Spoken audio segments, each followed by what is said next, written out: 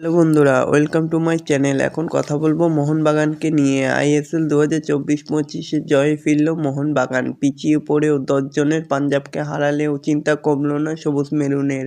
চোটের কারণে পাঞ্জাবের বিরুদ্ধে খেলতে পারেনি স্টুয়ার্ট ও দিমিত্রি পেতাতস। তারা দুইজনই মোহনবাগানের দলের খেলাটাকে নিয়ন্ত্রণ করে। এমন দুই ফুটবলার না থাকায় সমস্যায় পড়তে হচ্ছে মোহনবাগানের কোচকে। তো বন্ধুরা, এরকমই সব খেলার খবর প্রতিদিন জানতে হলে আমার চ্যানেলটিকে অতি শীঘ্রই লাইক, কমেন্ট, সাবস্ক্রাইব করতে ভুলো না।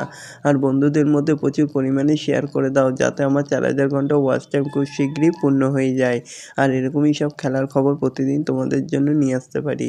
তো বন্ধুরা, গত ম্যাচে এফসি গোয়ার বিরুদ্ধে হারতে হয়েছিল। বৃহস্পতিবার পাঞ্জাব এফসির বিরুদ্ধে শুরুতেই গোল হজম করায় চিন্তার ভাঁজ ছিল মোহনবাগান সুপার জায়েন্টের সমর্থকদের কপালে।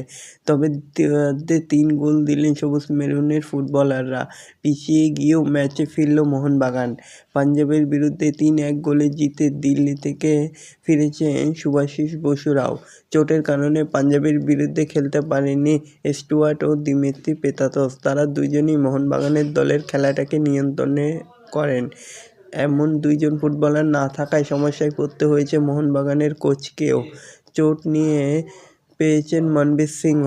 তবে পাঞ্জাবের বিরুদ্ধে প্রথম একাদশে ছিলেন তিনি। কিন্তু পেতাতস এবং স্টুয়ার্ট না থাকায় সবুজ মেরুনের জন্য বড় সমস্যা, তা এবার স্পষ্ট দেখা গেছে।